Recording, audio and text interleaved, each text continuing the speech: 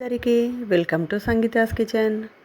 చూడండి, ఈరోజు మన కిచెన్లో వచ్చేసి క్యాప్సికమ్, ఆలు, బ్రింజాల్ కర్రీ ఫ్రెండ్స్. చూడండి, మన పొలంలో వెళ్ళినాయి ఫ్రెండ్స్. ఈ వంకాయలు, పచ్చిమిర్చి, క్యాప్సికమ్ కాదు, అయితే ఇంకా ఫ్రెష్గా ఉన్నాయి. చాలా చిన్న సైజ్ తీసుకొచ్చాము, ఎందుకంటే చిన్న చిన్న సైజు వంకాయలు చాలా అంటే చాలా రుచిగా ఉంటాయి, ఇంకా కొంచెము టేస్టీగా కూడా ఉంటాయి. చూడండి, దీని గురించి అయితే మేము ఫ్రెష్గా పొలంలో నుండి తీసుకొచ్చిన 1/2 కేజీ వంకాయలు మరియు ఒక 1/4 కేజీ ఆలు మరియు 1/4 కేజీ క్యాప్సికమ్ అన్నీ బాగా ఆయిల్లో ఫ్రై చేసి పక్కన పెట్టుకున్నాము. తర్వాత చూడండి, ఇంకా ఆలు, బ్రింజాల్, క్యాప్సికమ్ అన్నీ ఫ్రై చేసి పెట్టుకున్న తర్వాత మిగిలిన ఆయిల్లో మనము మసాలాలు అయితే రుబ్బి పెట్టుకున్నాము. ఆ వేడెక్కిన ఆయిల్లో కొంచెం షాజీరా, ఒక 1/2 టీ స్పూన్ అంత షాజీరా వేసి, చూడండి షాజీరా కొంచెము వేసిన 1 నిమిషం తర్వాత మనము మసాలాలన్నీ పేస్ట్ చేసి పెట్టుకున్నవన్నీ ఇందులో వేసుకోవాలి. మిక్సీ జార్లో మెత్తగా పేస్ట్ చేసి పెట్టుకున్నవి వేసుకొని బాగా మొత్తం ఆయిల్ మొత్తం పైకి వచ్చేటట్టు ఒక 10 మినిట్స్ 15 మినిట్స్ లో ఫ్లేమ్ మీద బాగా కలుపుకోవాలి. అస్సలు మాడిపోకుండా మొత్తం కలర్ మారిపోయే వరకు బాగా 10-15 మినిట్స్ లో ఫ్లేమ్ మీద కలుపుతూ ఉండాలి. అప్పుడే మనకు మొత్తం మసాలా నుండి ఆయిల్ పైకి వచ్చేస్తుంది. తర్వాత మనము జార్ కడిగి పెట్టుకున్న ఒక 1 గ్లాస్ వాటర్తో జార్ కూడా బాగా కడిగి ఆ వాటర్ కూడా వేసేసేయాలి. చూడండి, తర్వాత ఒక 10 మినిట్స్ ఇలా లో ఫ్లేమ్ మీద పెట్టిన తర్వాత ఆయిల్ అనేది మొత్తము ఇలా పైకి వచ్చేసిన తర్వాత మనము అన్ని ఆయిల్లో డీప్ ఫ్రై చేసి పెట్టుకున్న ఆలు, క్యాప్సికమ్, వంకాయలు అన్నీ వేసేసేయాలి.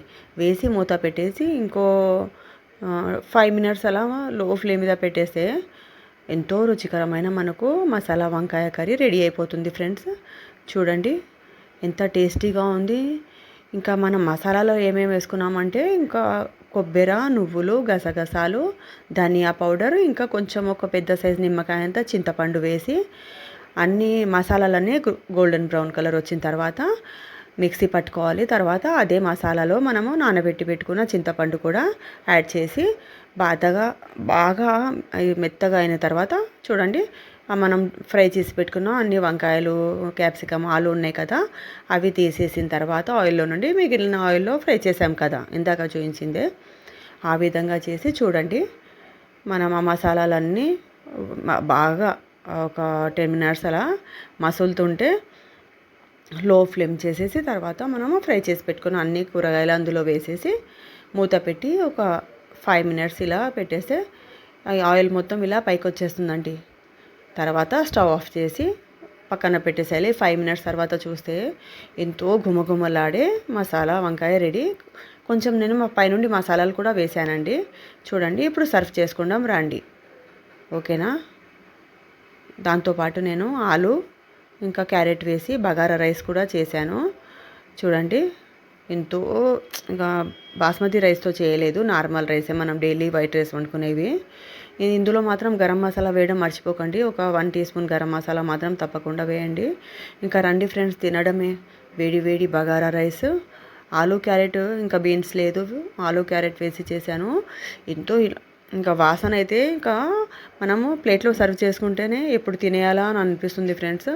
కర్రీ కూడా అంత టేస్టీగా వచ్చింది. రైస్లో కూడా ఇంకా ఫ్లేవర్ వాసనలు అయితే గుమ్మగుమ్మలాడుతున్నాయి.